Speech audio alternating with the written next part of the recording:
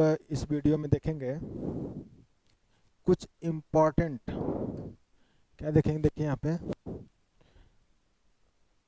Some important characteristic of major class of algae.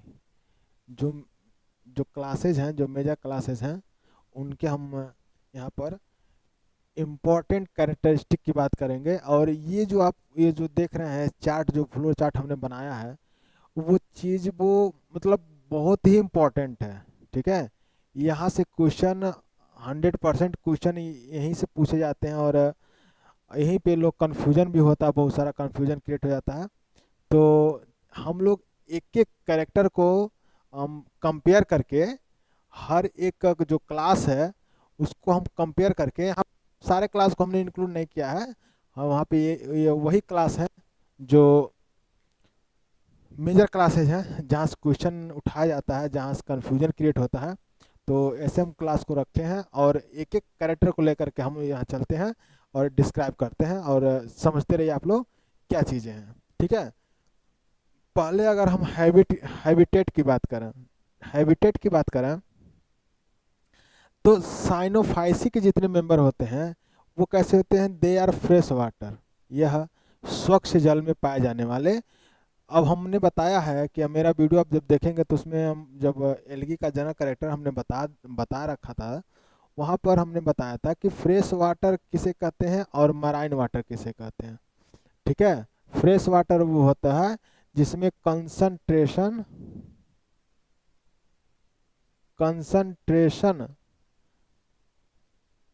Of salt is low, salt is low. ठीक है, मतलब very low होगा, salt concentration का जो amount है वो कम हो तो उसे क्या कहेंगे? फ्रेश वाटर कहेंगे। ठीक है, मराइन वाटर क्या कहेंगे? जहाँ पे साल्ट का कंसंट्रेशन हाई हो उसे कहेंगे मराइन वाटर। तो ये कैसे होते हैं? फ्रेश वाटर में भी पाए जाते हैं, मराइन वाटर में पाए जाते हैं। ठीक है, और टेरेस्ट्रियल भी होते हैं। ये कैसे होते हैं? टेरेस्ट्रियल होते हैं। ठीक है, क्लोरोफाइसी के जो मेंबर होते हैं वे कैसे होते हैं? तो ये भी कैसे होते हैं? फ्रेश वाटर, मराइन वाटर अथवा टेरेस्ट्रियल।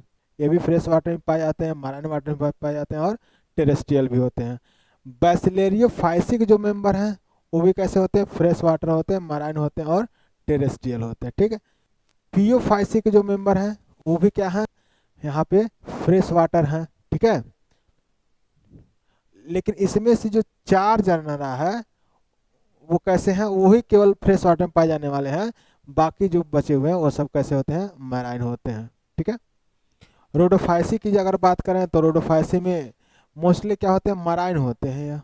ठीक है, मैराइन वाटर में पाए जाते हैं, लेकिन कुछ स्पीसीज क्या होते हैं? वो टेरेस्ट्रियल होते हैं। ठीक है, तो रोडोफाइसी के जो मेंबर होते हैं उनमें फ्रेश वाटर एल्गा नहीं पाए जाते हैं। ठीक है, चलिए आगे देखते हैं। प्लांट बॉडी, प्लांट बॉडी और अथवा थैलस फॉर्म, मतलब थैलस का ऑर्गेनाइजेशन कैसा है। ठीक है, इसको देखते हैं। तो यहाँ पे देखेंगे अगर हम साइनोफाइसी की बात करें तो ये होते हैं यूनिसेलुलर, कॉलोनियल, ठीक है, अथवा फिलामेंटस। ये यूनिसेलुलर से फिलामेंटस फॉर्म तक होते हैं, यूनिसेलुलर से फिलामेंटस फॉर्म तक यह पाए जाते हैं। ठीक है, साइनोफाइसिक जो मेंबर होते हैं। क्लोरोफाइसिक जो मेंबर होते हैं वो भी कैसे होते हैं? यूनिसेलुलर होते हैं, कॉलोनियल होते हैं, सिनोवियल कॉलोनी का फॉर्मेशन करते हैं, फिलामेंटस भी होते हैं और साइफनोसियस होते हैं। ठीक है, आप एग्जाम्पल के तौर पे आप देख लीजिएगा, जब आप लीजिएगा तो वॉलवॉक्स देख लीजिए, क्लेमाइडोमोनास देख लीजिए, ये सब कैसे हैं? ये सब यूनिसेलुलर ऑर्गेनिज्म है, कॉलोनी भी फॉर्म करते हैं। ठीक है, अच्छा, बैसिलेरियोफाइसी की बात करें तो बैसिलेरियोफाइसी में जो होते मेंबर होते हैं वो भी यूनिसेलुलर से कॉलोनियल फॉर्म यानी मल्टी सेलुलर तक यह पाए जाते हैं। ठीक, मतलब कॉलोनियल फॉर्म कहने से मतलब मल्टी सेलुलर से नहीं होता है, कॉलोनियल, कॉलोनी अलग है और मल्टी सेलुलर चीज होना अलग है। ठीक है, और फियोफाइसी जो मेंबर होते हैं वो कैसे होते हैं? फिलामेंटस होते हैं, ब्रांच्ड होते हैं और मोस्टली हेट्रोट्राइकस होते हैं। ठीक है, रोडोफाइसी के वो कैसे होते हैं? यूनिसेलुलर होते हैं, फिलामेंटस होते हैं, सीडो पैरेन्काइमेटस होते हैं, ठीक है। सीडो पैरेन्काइम, ये जितना टर्म आ रहा है, ये टर्म हमने पिछले वीडियो में ये सब टर्म हम लोग पढ़ चुके हैं, इसको हम लोग डिस्कस कर चुके हैं। जितने भी टर्म आप यहाँ को देख रहे हो, यूनिसेल किसे कहते हैं, फिलामेंटस फॉर्म किसे कहते हैं, कॉलोनियल फॉर्म किसे कहते हैं, ये सारा मेरा जब मैं क्लासिफिकेशन पढ़ा था on the basis of their thallus structure, तो वहाँ पे ये सब डिस्कस कर चुके हैं हम, ठीक है। इसका अगर आपको जानना है तो मेरा प्रीवियस वीडियो जो है वो वाला उठा कर देखिए, आपको पता चल जाएगा। सेल स्ट्रक्चर की अगर हम बात करें तो सेल स्ट्रक्चर कैसे होंगे, prokaryotic presence of incipient nucleus, absence of mitochondria और क्लोरोप्लास्ट, ठीक है। मतलब क्या होता है कि प्रोकैरियोटिक जो सेल होते हैं, हम लोग जानते भी हैं कि प्रोकैरियोटिक सेल में क्या होते हैं, न्यूक्लियस होते हैं अब्सेंट, न्यूक्लियस क्या होते हैं, अब्सेंट होते हैं, ठीक है, न्यूक्लियस अब्सेंट होते हैं। और माइटोकॉन्ड्रिया भी इसमें नहीं पाया जाता, माइटोकॉन्ड्रिया के जगह पे क्या पाया जाता है, मीजोसोम पाया जाता है, मीजोसोम पाया जाता है माइटोकॉन्ड्रिया का स्थान पे, ठीक है। क्लोरोप्लास्ट का नाम बैक्टीरियो क्लोरोफिल पाया जाता है, बैक्टीरियो क्लोरोफिल पाया जाता है। तो ये ध्यान में रहे, ये जो चीजें हैं ध्यान देना जरूरी है कि इसमें जाहिर सी बात है वही प्रोकैरियोटिक है, दैट मीन्स न्यूक्लियस नहीं पाया जाएगा, ठीक है। और जब प्रोकैरियोटिक है तो माइटोकॉन्ड्रिया नहीं है, क्लोरोप्लास्ट नहीं पाया जाएगा, लाइसोसोम नहीं होगा, गोल्जी apparatus नहीं होगा, ठीक है, और सारे सेल ऑर्गेनेल्स नहीं होंगे। चलिए बात करते हैं क्लोरोफाइसी की, तो क्लोरोफाइसी के भी कैसे होते हैं, यूकैरियोटिक होते हैं, मतलब ट्रू न्यूक्लियस आर फाउंड। देखिए यहाँ पे लिखा है distinct nucleus and cell organelles present, मतलब कह रहा है कि यूकैरियोटिक जो सेल होते हैं उनमें ट्रू न्यूक्लियस पाया जाता है, और साथ ही साथ सारे जो सेल ऑर्गेनेल्स होते हैं वो सब क्या होते हैं, यहाँ पे प्रेजेंट होते हैं। अब सेल ऑर्गेनेल्स की बात करें तो सेल ऑर्गेनेल्स की अगर हम बात करें तो एक मिनट,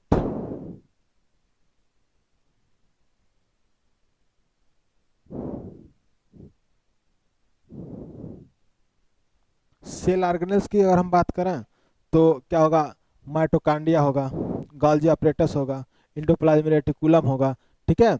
ये सारे सेल ऑर्गेनेल्स क्या होंगे वहाँ पे प्रेजेंट होंगे, किसमें, क्लोरोफाइसी में, ठीक है। Distinct cell wall cell organelles present, ठीक है।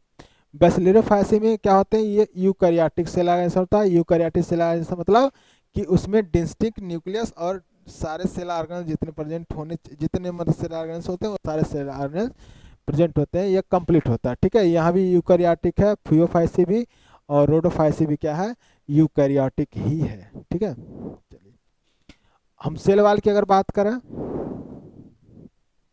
सेल वॉल की बात करें तो सेल वॉल मेडअप होता है म्यूकोपेप्टाइड एंड म्यूरामिक एसिड, ठीक है। Mucopeptide muramic acid are two main component of the cell wall. जो इनके सेल वॉल कंपोनेंट होते हैं वो म्यूरामिक एसिड और म्यूकोपेप्टाइड और म्यूरामिक एसिड की यह बने होते हैं, ठीक है। यह आपको नाम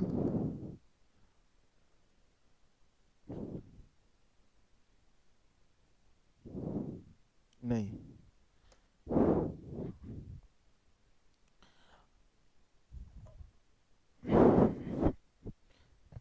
देखिए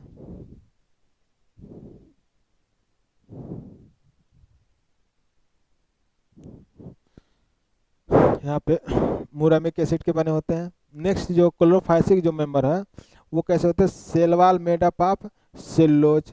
इनका सेल वॉल किससे बना होता है, सेलुलोज बना होता है, और पेक्टिन मटेरियल से, मतलब पेक्टिन और सेल वॉल का इनका बना होता है, सेल वॉल सेल में सेल वॉल बना होता है। बैसिलोफाइसी की बात करें तो बैसिलोफाइसी के भी बने होते सिलिका से। देखिए एग्जाम में पूछा जाता है कि किस एल्गी के किस क्लास में जो सेल वॉल होता है वो सिलिका की बनी होती है, तो बैसिलोफाइसी सिलिका और पेक्टिन की बनी होती है, ठीक है। फियोफाइसी की बात करें तो आउटर जो होगा वो म्यूसिलेजिनस होगा, चिपचिपा होता है। Cell wall made up of alginin, एल्जिलिन से बना होता है किसका, फियोफाइसी का cell wall, and fucinic acid, while inner layer is made up of cellulose, ठीक है। आउटर लेयर किससे बना होता है, अल्जीनिक एसिड और फ्यूसेनिक एसिड से बना होता है, और जो इनर लेयर होता है वो किससे बना होता है, सेलुलोज से बना होता है। ठीक है। अच्छा, रोडोफाइसी की बात करेंगे तो रोडोफाइसी जो होता है वो होता है आउटर लेयर जी पेक्टिक यानी कि पेक्टिन से बना होता है, whereas the inner layer is cellulosic. बाहर का होता है पेक्टिन से, अंदर का होता है सेलुलोज से बना होता है। ठीक है। अगर हम फ्लैजिला की बात करें, फ्लैजिला की बात करें तो साइनोफाइसी के कोई भी मेंबर में फ्लैजिला प्रेजेंट नहीं होता है। साइनोफाइसी के किसी भी मेंबर में फ्लैजिला प्रेजेंट नहीं होता है, यानी कि दे आर नॉन मोटाइल। ठीक है। क्लोरोफाइसी क्या होगा, क्लोरोफाइसी में मोटाइल सेल क्या होते हैं, प्रेजेंट होते हैं। ठीक है, मोटाइल सेल होते हैं। और कितना हो सकता है, 2 से 4 तक ये फ्लैजिला पाए जाते हैं। कहाँ पे होते हैं, एंटेरियर पार्ट पे होते हैं, अपर वाले पार्ट पे होते हैं। ठीक है। एंटेरियर पार्ट पे के साथ साथ वो कैसे होते हैं, इक्वल इन लेंथ है। ठीक है, इक्वल इन लेंथ। और कैसे होते हैं, यह विप्लेस टाइप के फ्लैजिला होते हैं। दो फ्लैजिला बताएं हमको, विप्लेस और टिन सेल, तो ये कैसे होते हैं, विप्लेस टाइप के फ्लैजिला होते हैं। अगर बात करें हम बैसिलोफाइसी की, तो बैसिलोफाइसी में जनरली एक ही फ्लैजिला पाया जाता है। ठीक है, कभी कभार देखा जाता है कि 2 फ्लैजिला पाए जा रहे हैं, और अगर फ्लैजिला पाए जा रहे हैं तो क्या होगा, एंटेरियरली इंसर्टेड होगा, मतलब अपर पोर्शन पे पाया जाएगा। ठीक है। और फियोफाइसी की बात करें तो 2 लेटरल इंसर्टेड, यानी कि लेटरल साइड में, यानी किनारे किनारे क्या होगा, 2 फ्लैजिला पाया जाएगा, और दोनों क्या होगा, अनइक्वल लेंथ, दोनों का लेंथ जो होगा अनइक्वल होगा। और दोनों कैसे होंगे, बिप्लेस टाइप के हो सकते हैं और टिंसेल टाइप के भी हो सकते हैं। ठीक है। अच्छा, रोडोफाइसी की बात करें तो non flagellated motile cell absent, मतलब इसमें भी क्या होता है, नॉन सेल मतलब मोटाइल सेल क्या होता है, एब्सेंट, इसमें भी मोटाइल सेल एब्सेंट होता है। तो किस में मोटाइल सेल एब्सेंट है, साइनोफाइसी और रोडोफाइसी दोनों में क्या है, मोटाइल सेल एब्सेंट है। ठीक है, ये याद होना चाहिए, इंपॉर्टेंट है। चलिए, अगर हम बात करें यहाँ पे डोमिनेंट पिगमेंट की बात करें, इंपॉर्टेंट है।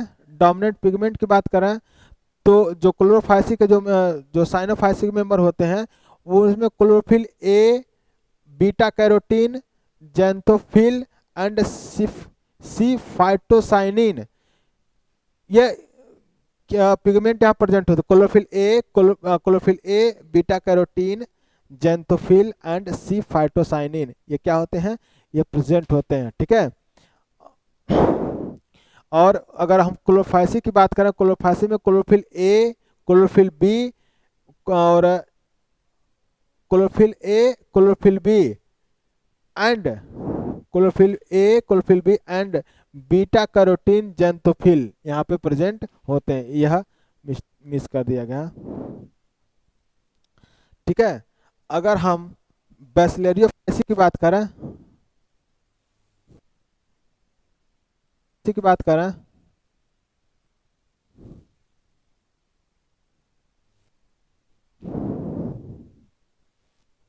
अगर हम बैसिलरियोफाइसी की बात करें यहाँ पे, तो यहाँ पे देखिए chlorophyll A, C and beta carotene, chlorophyll A भी पाया जाएगा, सी पाया जाएगा, और बीटा कैरोटीन के साथ साथ जेंथोफिल पाया जाएगा। ठीक है, जेंथोफिल। अब यहाँ पे देखिए, अभी हम बता रहे हैं, हम यहाँ पे देख लीजिए, फियोफाइसिन देख लीजिए, chlorophyll A, chlorophyll C, beta carotene, xanthophyll पाया जाएगा। और यहाँ पे जो जेंथोफिल पाया था वो कैसा था, फ्यूकोजेंथिन पाया था। और यहाँ पर यानी कि जो फियोफाइसी का मेंबर है, फियोफाइसी में क्या पाया जा रहा है, तो वाइलॉक्स जेंथिन। ठीक है, ये याद होना चाहिए। जेंथिन और जेंथिन, देखो ये जो जेंथोफिल है उसी के पार्ट ये सब हैं। ठीक है, और फ्यूकोजेंथिन, ये इंपॉर्टेंट चीज है, वाइलॉक्स जेंथिन और फ्यूकोजेंथिन। ठीक, अगर हम रोडोफाइसी की बात करें तो chlorophyll A, D and beta carotene. ठीक है, जेंथोफिल कैसे पाए जाएंगे, गामा फाइको इरेथ्रिन, गामा फाइको इरेथ्रिन। ठीक है, इनरे क्लोरोफाइसी एज इनको, मतलब क्लोरोफाइसी जिस तरह पाए जाते हैं उस तरह के इसमें भी पाए जाते हैं, लेकिन इतना डिफरेंट जो होते हैं ये सब डिफरेंट होते हैं। ठीक है, एक चीज आप लोग देखे होंगे, नोटिस किए होंगे कि जो डोमिनेंट पिगमेंट ए है वो क्या है, सब में पाया जा रहा है, ठीक है, सब में पाया जा रहा है। तो ये जानते हैं इसको क्या कहते हैं, ये यूनिवर्सल पिगमेंट है। यूनिवर्सल पिगमेंट मतलब कि सारे क्लास में, जितने क्लास होंगे एल्गी के, वो सारे क्लास में इसका यूज होगा, यह पाया जाएगा, ठीक है। अगर हम यही न्यूक्लियस की अगर बात करें, न्यूक्लियस की, नट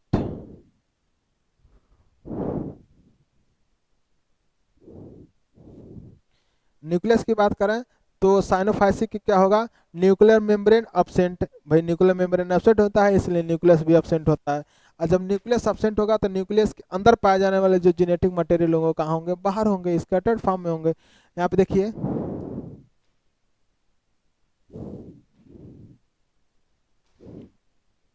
स्कैटर्ड फॉर्म में होंगे। यहाँ पे देखिए, DNA not associate with lust lustres chromosome absent, मतलब कि डीएनए, देखो यहाँ पे जो क्रोमोसोम अब्सेंट का जो यहाँ दिया गया कॉन्सेप्ट, वो मैं बता रहा हूँ कि जो एक कॉन्सेप्ट है, यहाँ पे देख लो कि क्रोमोसोम बनता कब है, क्रोमोसोम कब बनता है कि जब डीएनए डीएन जो डीएनए होगा, जो डीएनए होगा, तो डीएनए के अंदर, मतलब जो डीएनए बाइंड होता है, उसको बाइंड करने के लिए एक प्रोटीन की आवश्यकता होती है, जिसको हम कहते हैं हिस्टोन प्रोटीन, जिसको हम कहते हैं हिस्टोन प्रोटीन, ठीक है। अगर क्रोमोसोम बन रहा है, दैट मीन्स हिस्टोन प्रोटीन उसके अंदर पाया जा रहा है। अगर हिस्टोन प्रोटीन नहीं पाया जाएगा तो उस स्ट्रक्चर को क्या करोगे, डीएनए फिर क्या होगा, इसका ऐसे ही स्कैटर्ड फॉर्म में पाया जाएगा, ठीक है। वहां पे क्रोमोसोम नहीं पाया जाता है, सही बात है कि क्रोमोसोम नहीं पाया जाता, बिकॉज कि हिस्टोन प्रोटीन नहीं पाया जाता है। हिस्टोन प्रोटीन पाया जाता तो वहां पर डीएनए को क्या करता, क्वाइल्ड कर लेता, बांध लेता।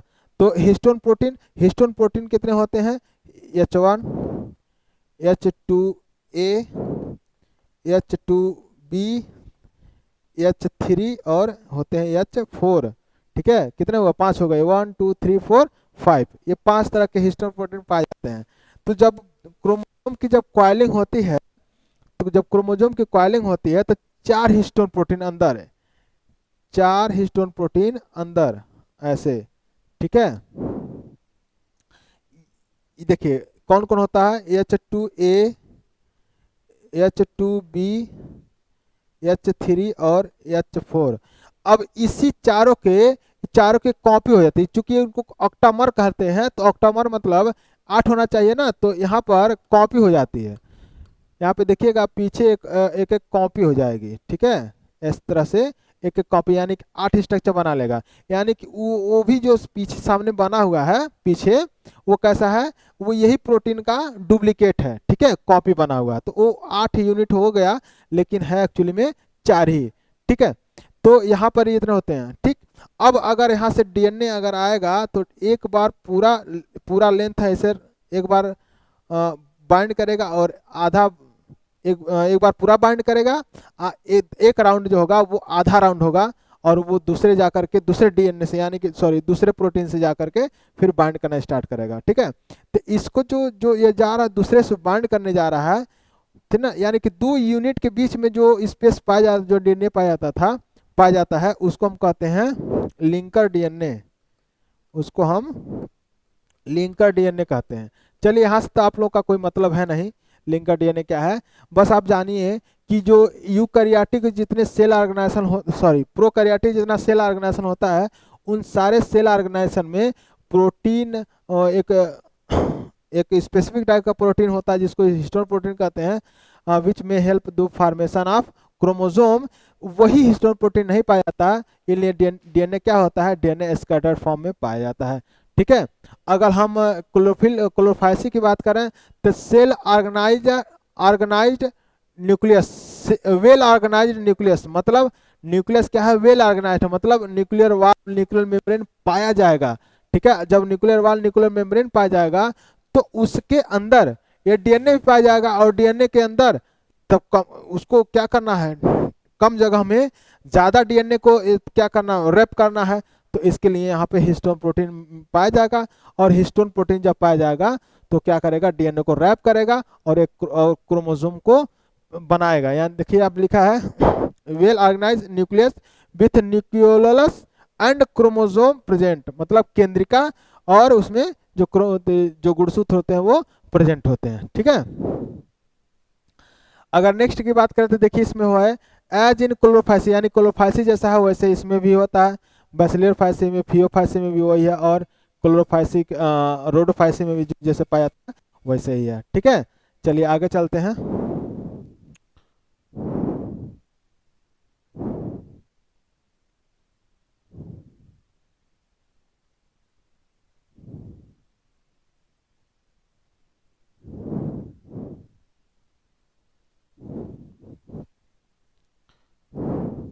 यहाँ पे देखिए, पायरेनॉइड की अगर बात करें तो पायरेनॉइड क्या होगा, साइनोफाइसिम पायरेनॉइड अब्सेंट होता है भाई, इसको आप नोट डाउन कीजिएगा, साइनोफाइसिम पायरेनॉइड नहीं पाया जाता है। ठीक है, क्लोरोफाइसिम कैसा पाया जाएगा, तो सिंपल पाया जाएगा, कंपाउंड पाया जाएगा। ठीक है, अभिच present on the surface of the surface अथवा इम्बेडेड इन द क्लोरोप्लास्ट, या क्लोरोप्लास्ट पाए जाएंगे या उसके सरफेस पे पाए जाएंगे। बैसिलरोफाइसी की बात करें तो यहाँ पर सिंपल अथवा कंपाउंड होंगे, आइदर वन और मोर मेंबर, मतलब एक भी हो सकते हैं, एक से अधिक भी हो सकते हैं। अगर फियोफाइसी की बात करें तो सिंगल हो सकता है, स्टाक हो सकता है और प्रोजेक्टेड भी हो सकता है। अगर रोडोफाइसी की बात करें तो वो भी सिंपल है अथवा कंपाउंड है। ठीक है, इम्बेडन भी है और स्टाक भी रखता है। ठीक है, आई स्पॉट की बात करें तो आई स्पॉट की बात करेंगे तो क्लोरोफाइसी के जितने मेंबर होते हैं, साइनोफाइसी जितने मेंबर होते हैं उसमें आई स्पॉट नहीं पाया जाता, बिकॉज कि ये मूव नहीं करते, और मूव नहीं करते हैं तो आई स्पॉट का कोई वर्क ही नहीं, इसलिए नहीं पाया जाता। ठीक है, यहाँ पे देखिए क्या होता है, आई स्पॉट क्या होता है, क्लोरोफाइसी के मेंबर में प्रेजेंट होता है, अगर प्रेजेंट है तो क्या है chloroplast, but it has no relation with flagella. Chloroplast eye spot पाया जाता है लेकिन फ्लैजिला से कोई इसका संबंध नहीं होता है। बैसिलर फाइसी में क्लोरोप्लास्ट क्या होता है, अब्सेंट, सॉरी आई स्पॉट क्या होता है, अब्सेंट होता है।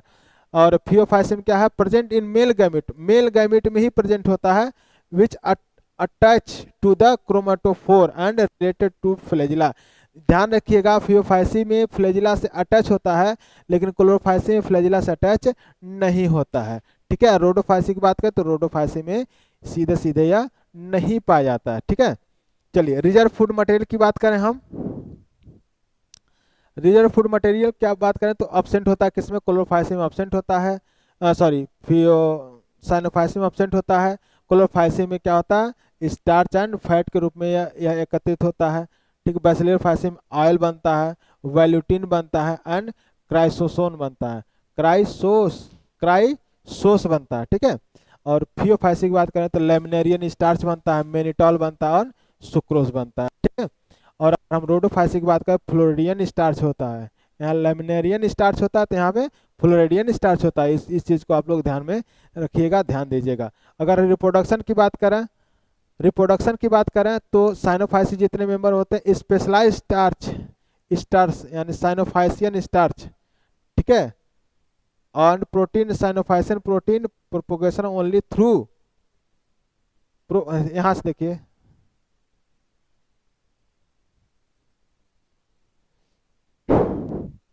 नहीं नहीं नहीं, एक चीज गलत हो गया, यहाँ इधर का उधर हो गया है। ठीक है, यहाँ पे रिप्रोडक्शन की बात कीजिए, रिप्रोडक्शन रिप्रोडक्शन की बात कीजिए तो क्या करेगा, यह ए सेक्सुअली रिप्रोड्यूस होता है या सेक्सुअली भी यह रिप्रोड्यूस, सेक्सुअल रिप्रोडक्शन अब्सेंट होता है, सेक्सुअल रिप्रोडक्शन अब्सेंट होता है।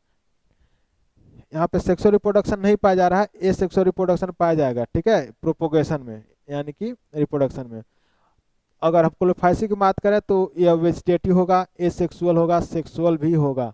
ठीक है, और सेक्सुअल अगर होगा तो उसमें आइसोगैमस, एनाइसोगैमस और ओगैमस भी होगा। इसका सारा आपको लिंक दे दिया जाएगा, इस सारा वीडियो हम आप एक चीज हम समझाएं कि आइसोगैमस, एनाइसोगैमस और ओगैमस क्या होता है, पूरा क्लासिफिकेशन किए हैं तो उस क्लासिफिकेशन में ये सब पूरा हमने समझाया है। ठीक है, वहाँ से वीडियो देख लीजिएगा, समझ जाएंगे। ठीक है, बैसिलर फाइसी की बात करें तो उसमें वेजिटेटिव सेल डिवीजन होता है, सेक्सुअल भी होता है, और सेक्सुअल रिप्रोडक्शन में कैसा होता है, आइसो एनाइसो और ओगोगैमस टाइप का होता है, यानी कि जैसे कि क्लोरोफाइसी के मेंबर वैसे हैं बैसिलोफाइसी के। अगर फियोफाइसी की बात करें तो क्या होगा, फ्रेगमेंटेशन होगा, एडवेंटियस फ्रेगमेंटेशन किस तरह से हो जाता है, एडवेंटियस ब्रांचिंग होगा। एसेक्सुअल रिप्रोडक्शन भी होता है, एसेक्सुअल रिप्रोडक्शन एप्लानोस्पोर बनते हैं। सेक्सुअल रिप्रोडक्शन भी होता है, सेक्सुअल रिप्रोडक्शन कैसा होता है, आइसोगैमस होता है, एन आइसोगैमस होता है और ओगैमस टाइप का होता है, ठीक है। अगर हम बात करें रोडोफाइसिक मेंबर की, तो इसमें वेजिटेटिव आल डिवीजन कैसा होता है, वेजिटेटिव होता है। वेजिटेटिव मतलब ये देखिए डिवीजन जो होगा, या तो ट्रांसवर्स डिवीजन होगा, या तो ट्रांसवर्स डिवीजन होगा, या लॉन्गिट्यूडिनल डिवीजन होगा, ठीक है। एसेक्सुअल होगा तो उसमें मोनोस्पोर बनेंगे, ठीक है, मोनोस्पोर बनेंगे, न्यूट्रल स्पोर बनेंगे, टेट्रास्पोर बनेंगे, कैस्पोस्पोर बनेंगे। एंड सेक्सुअल अगर होगा तो सेक्सुअल रिप्रोडक्शन में complex and advance oogamous type का होगा, यह कैसा होगा, वो गैमस टाइप का होगा, ठीक। अब फाइनली बात करते हैं लाइफ साइकिल पैटर्न की। तो जो साइनोफाइसिक मेंबर होते हैं उनमें लाइफ साइकिल का कोई पैटर्न नहीं पाया जाता है। क्लोरोफाइसी में हेप्लॉन्टिक और डिप्लॉन्टिक और haplontic diplontic isomorphic cycle cell life cycle पाई जाती है, ठीक है।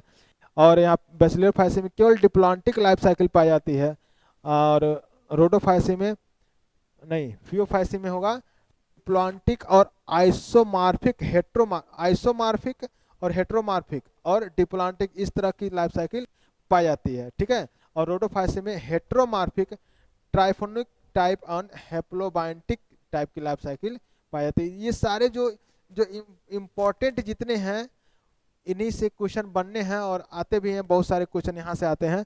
तो प्लीज़ आप लोग इसको अपने कॉपी पेन ले करके, इसको वीडियो देख करके इसको आप लोग नोट कर लीजिएगा, ठीक है। तो आज के लिए बस इतना ही आज के वीडियो में। फिर हम लोग का वीडियो देखते रहिए, और हम पूरे सिलेबस को आपको कवर करेंगे, यहाँ पूरा सिलेबस आपको पढ़ाया जाएगा, ठीक है। तो आज के लिए बस इतना ही, धन्यवाद।